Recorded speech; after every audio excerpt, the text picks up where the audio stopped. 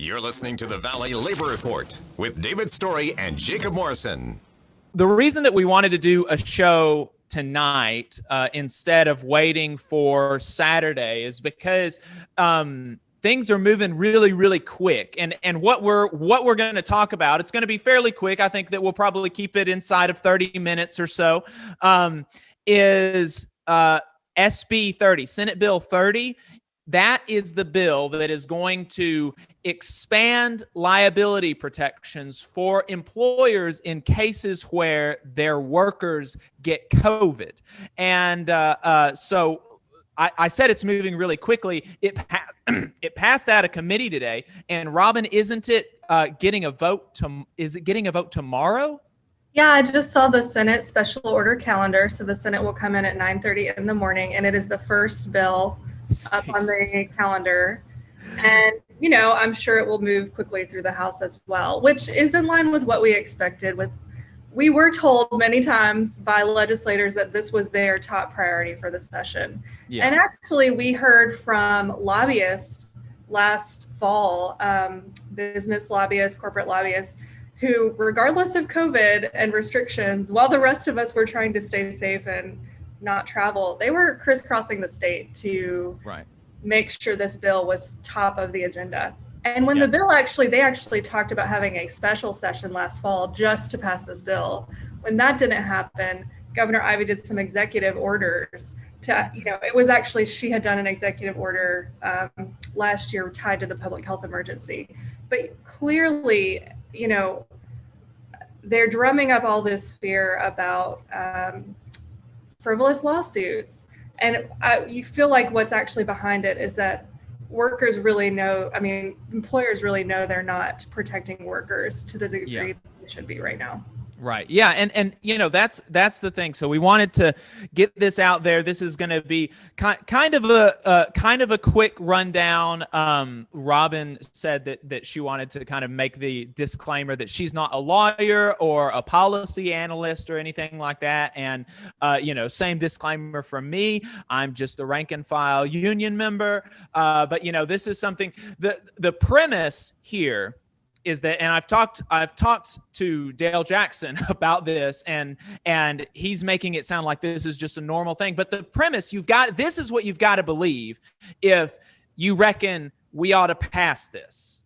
This is what you have to believe that our court system is too much in the pocket of workers, that it is too lenient on workers, that it's too hard on bosses and corporations, that they don't have enough protections from liability from anything like this. Like it's the court system in America and in Alabama is just too hard on the poor business community, on the poor bosses and corporations and Bezos. It's just too hard on them. That's what you have to believe to reckon that we ought to expand liability in to any degree. That's what you have to believe to reckon that we don't need to decrease liability. So that's kind of why we wanted to put this out there really quickly. And, she's already given some good information. Robyn Hyden is with Alabama Arise. What is your position with Alabama Arise? I'm the executive director. The executive director. For about 2 years, yes. And so we really appreciate her coming on to talk to us today. She gave testimony at the public hearing for this bill actually earlier today, this morning, and I think she was the only one to do so. Right? Is that right?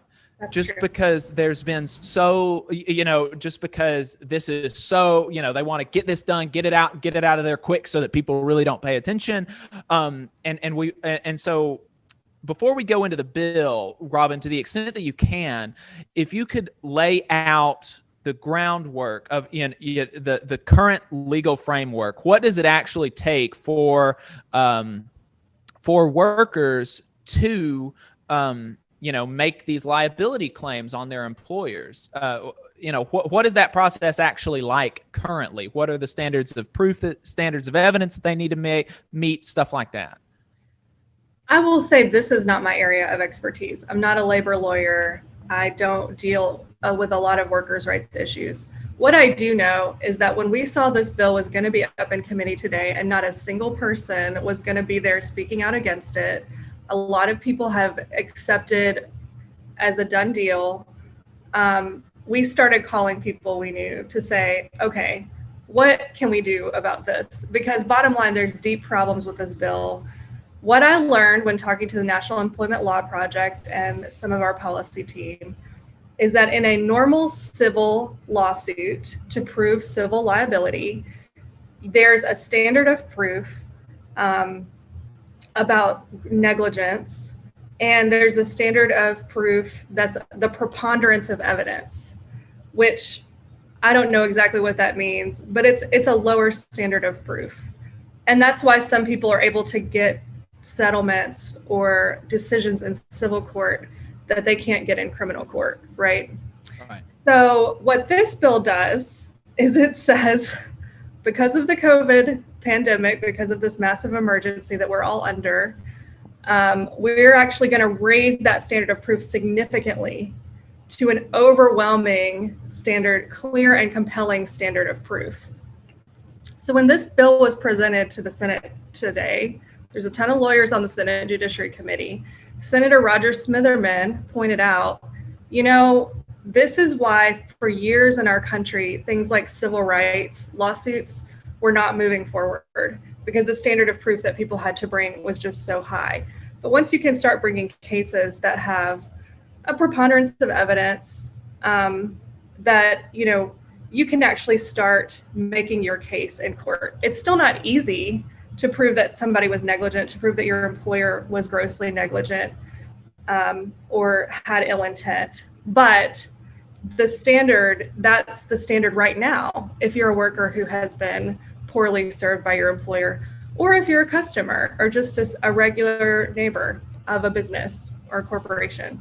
Right, and on those standards of evidence, I think I've heard those before, and I think that I've been given a pretty easy to understand rundown. And my understanding, so for criminal cases, you've got to prove something beyond a shadow of a doubt, which is like, you've got to, you know, jury's got to be like 100% certain to lock someone away in prison, right? And that makes sense. A preponderance of evidence, from my understanding, is just, it is more likely that the thing alleged happened than did not.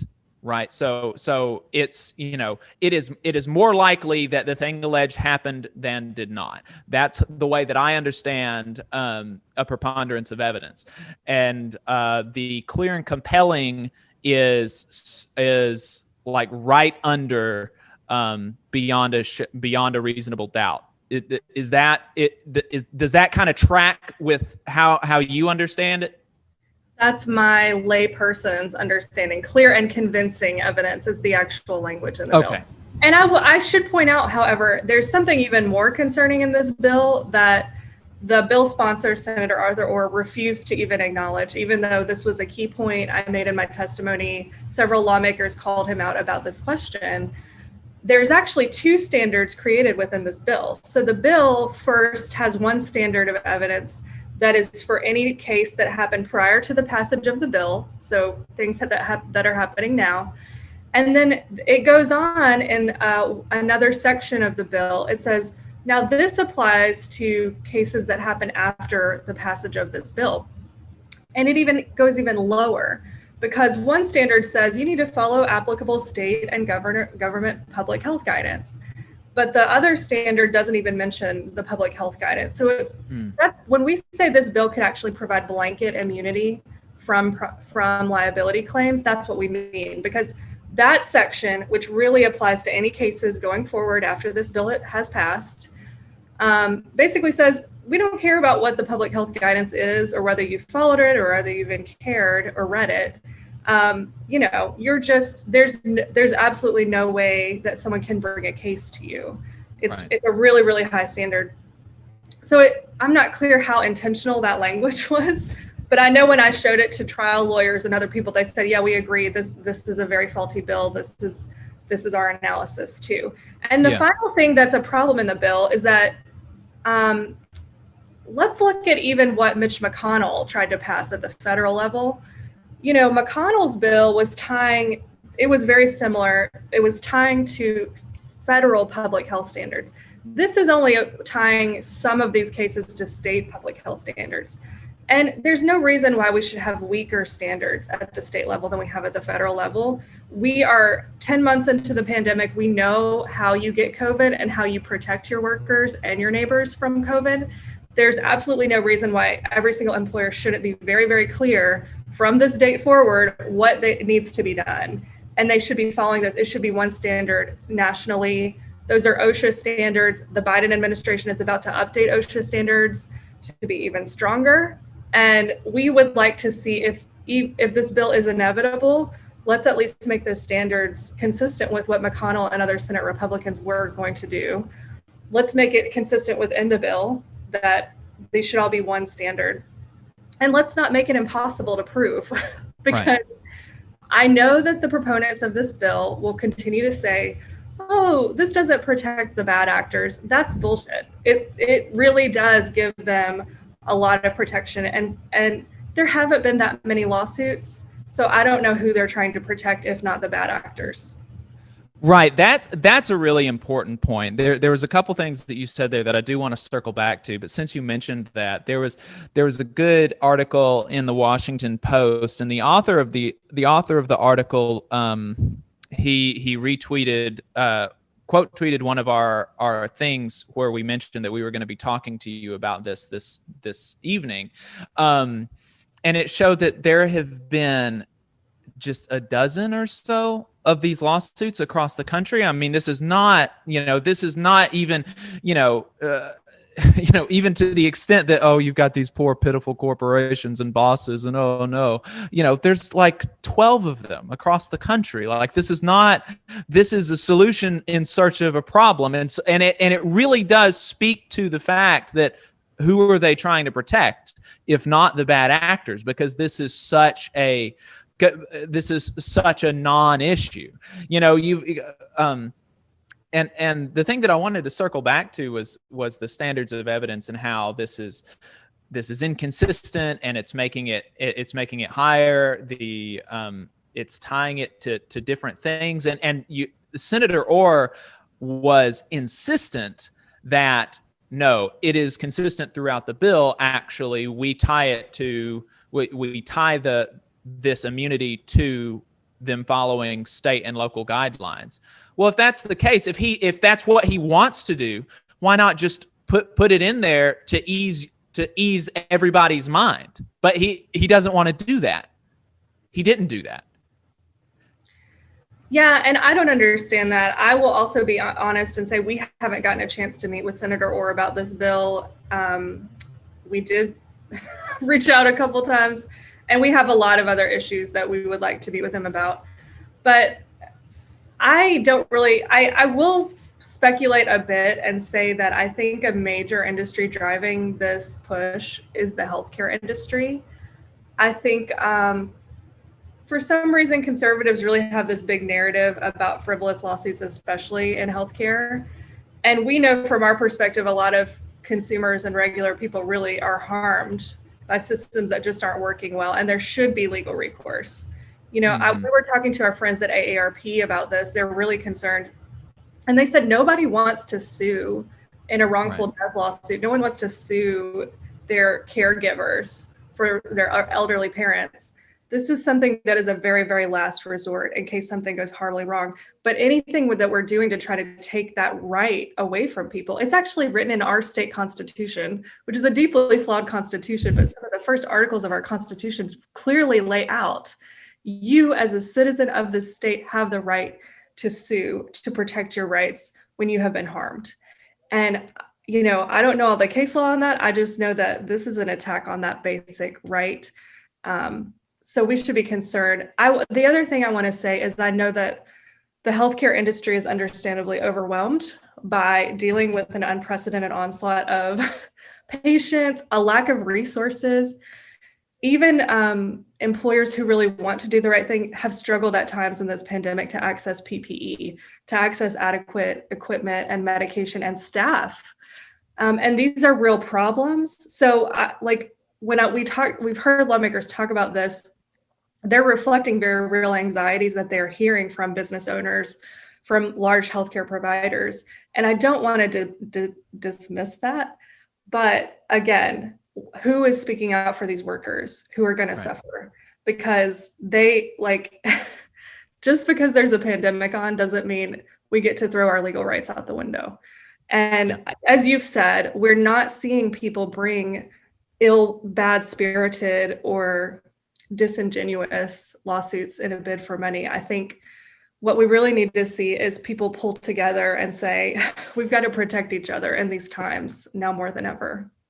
Yeah. I definitely agree with that. And they, a lot of times when Republican politicians put forward these non-solutions that actually make the problem worse, they they point to a problem and they say, look, this is why I'm doing it. And it's a real problem. Hospitals in many cases don't have enough PPE, or they don't have enough staff, or they don't have enough supply. And so sometimes maybe safety or patient safety can fall through the cracks to a certain degree. But, allowing the corporate executives of these hospitals to get away with allowing the dilapidation of their facilities such that their patients and their workers are put in harm's way is not the answer. The answer is to ensure that they've got the funding for, to have a proper staff, to have PPE, make sure that their workers have a voice on the job. This is something that we talked about way at the beginning of the pandemic, how nursing homes that had union representation for the workers had 30% lower fatality rates. And there's a reason for that, but instead of promoting organization among these workers, instead of ensuring that they've got a voice on the job, instead of ensuring that they're properly funded, they've got PPE, all those kinds of things, they want to make it easier for people to kill folks and get away with it. Yeah, I mean, I wouldn't go that far. One of my friends who reviewed my testimony was like, you need to say they're going to kill people because of this. And I was like, I think what I need to say is they're putting people in severe danger. And to your point, yes, they absolutely should be focusing on the investments that are needed to avoid these type of situations from ever happening. It really is deeply disturbing that what we started to hear months ago from the governor and from our lawmakers was, our number one concern in this pandemic are business owners. Yeah. And reopening. We've got to reopen the economy regardless of the human cost of this. We're not going to make enough provisions to make sure that public health is protected, or that workers are protected, or that these essential frontline workers are really even getting paid enough or have access to healthcare. But we're just going to insist over and over again that our economy will save people. Mm-hmm. And, we have a lot of problems with that model. It's not working. We know what would work to address this pandemic if we paid people to stay home, if we paid frontline workers hazard pay, if we gave them adequate protective equipment. Our number one priority for this legislative session is to expand Medicaid so that every single worker who doesn't make enough money to afford healthcare, or their employer is too stingy to provide healthcare, can actually get no-cost healthcare up to a certain income limit. And we are still going to, every time we see a bill like this come forward, we're going to ask, why is all your energy going to protect these bad actors instead of your citizens? Yeah. And that's, I think, I will say in my defense, I think what I said is just factually accurate. It will make it easier for people to kill folks and get away with it if this is passed. That's mechanically what it will do. I think not necessarily that it will incentivize people to kill people, but if they do, it'll make it easier for them to get away with it. But I think, like you were saying, I think that's a really good point about where do your priorities lie, and like, why are you choosing to do this over the other things that you could potentially do, and like I said at the beginning, to make the case for this bill, you've got to believe that our law, our court system is too hard on businesses and bosses, and you've got to make the case that the preponderance of evidence standard is too low, that for some reason you should have to go beyond that standard before you can have a successful civil suit. And I've been listening to conversations on this bill for some time now on the conservative circuit with Senator Orr, and they never make that. They never make the affirmative case. Why is what is mechanically and technically and legally wrong with the preponderance of evidence standard? What harm will come to our society from having that standard, which has been the standard for ages in the civil courts, which is that standard because if you raise it to a certain degree, then it makes it harder to, like you said. Do you have any history or any stories of those civil rights cases that could not be won because the standard was what he's trying to push this up to? So I guess it depends on how you interpret the bill, because the one section of the bill that applies to following public health guidance, I could see someone being able to argue a clear and compelling standard of evidence in a very extreme case where they just had a lot of documentation of employer negligence for workers. One of the cases, though, that Dev Wakely, our policy analyst, told me that we should think about is like a case where you're in the hospital and the hospital is understaffed and under-resourced, so they don't have PPE, they don't even have the right specialist to handle your care. And instead of transferring you to another hospital or letting you know they can't care for you, you become severely ill and die. And that is a scenario that in this bill would actually be, you would have no legal recourse. So that's a little bit different than a workers' rights case. I would be curious. I actually reached out to some of our friends at the Workers Center to see if they would be available to come on and talk more about some of the cases they are tracking in poultry processing plants.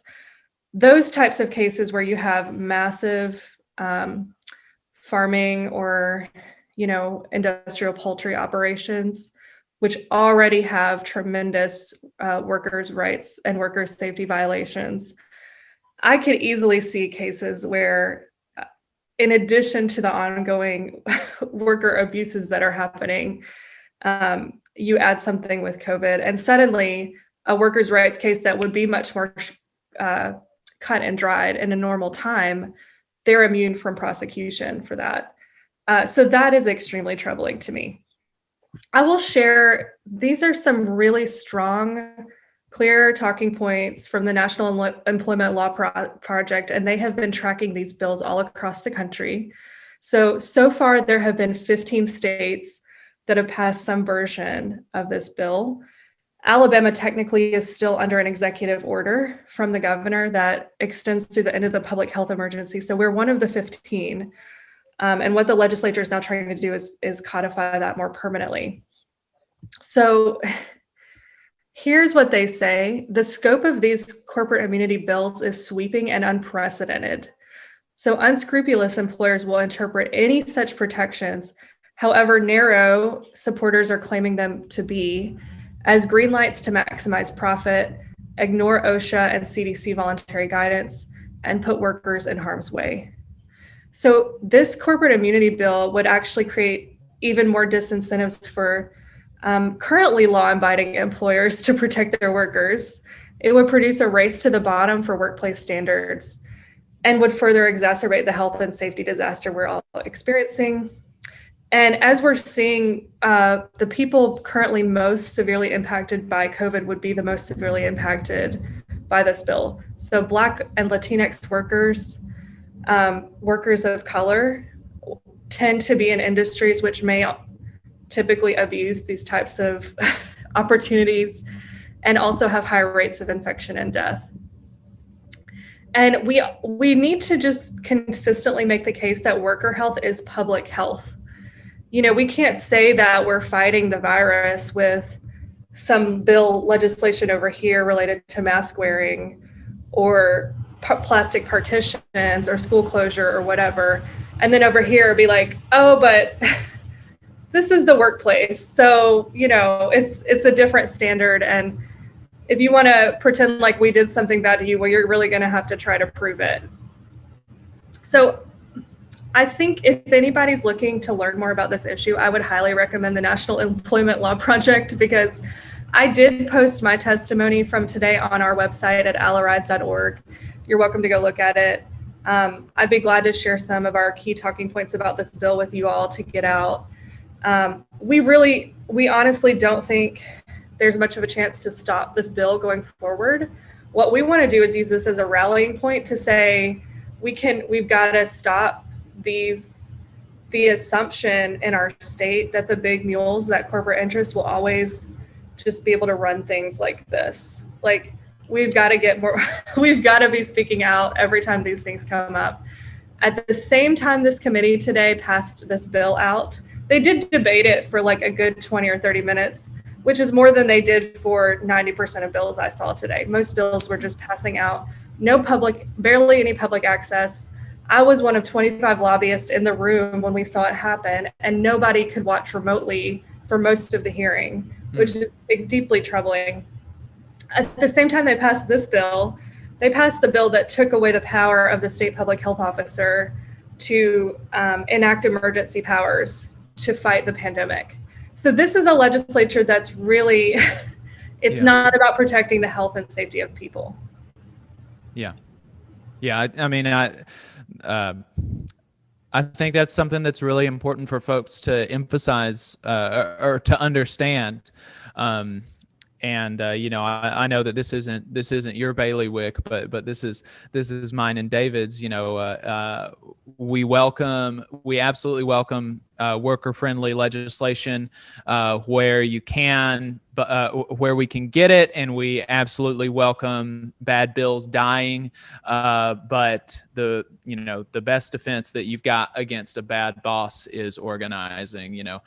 Forming a union at your workplace. That's what David and I believe. That's what we believe. The data shows. And so, I'd encourage folks that are worried about this bill, worried about their workplace, to write your representatives, write your senators, that you're concerned about this. Definitely, if they vote for it, consider voting against them. But, more than that, protect yourself and your fellow workers and your sisters and brothers on the job by, organizing and forming a union. So Robyn, thank you so much for jumping on. I really appreciate your time. Robyn Hyden is the executive director of Alabama Arise. Where can people find you and more of your work? And if you've got any closing thoughts, feel free to share. Sure.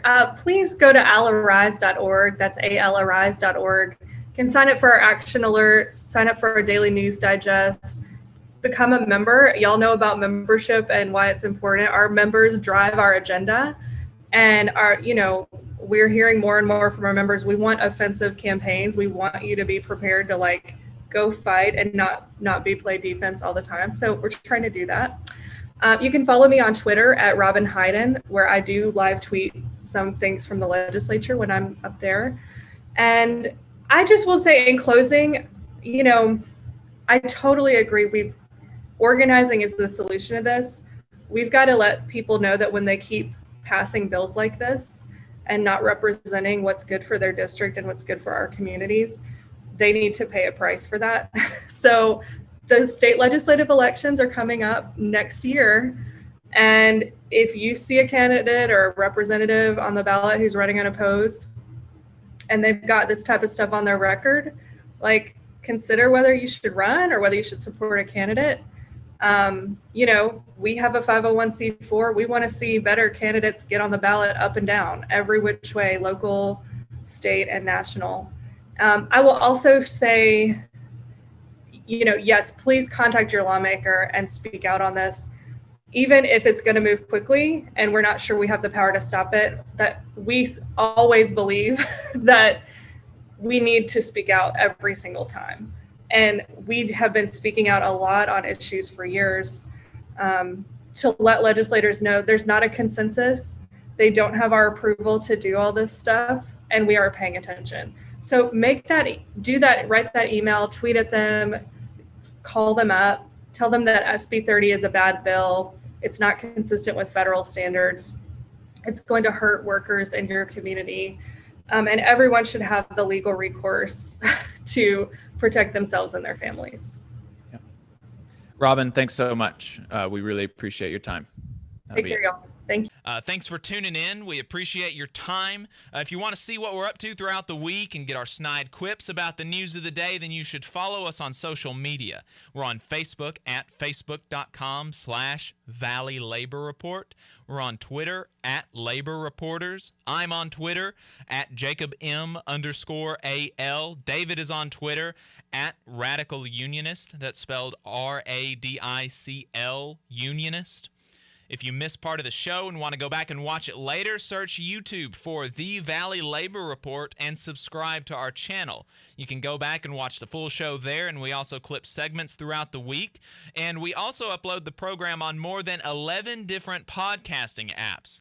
So you can see if we're on your listening platform of choice. You can go to thevalleylaborreport.transistor.fm/subscribe.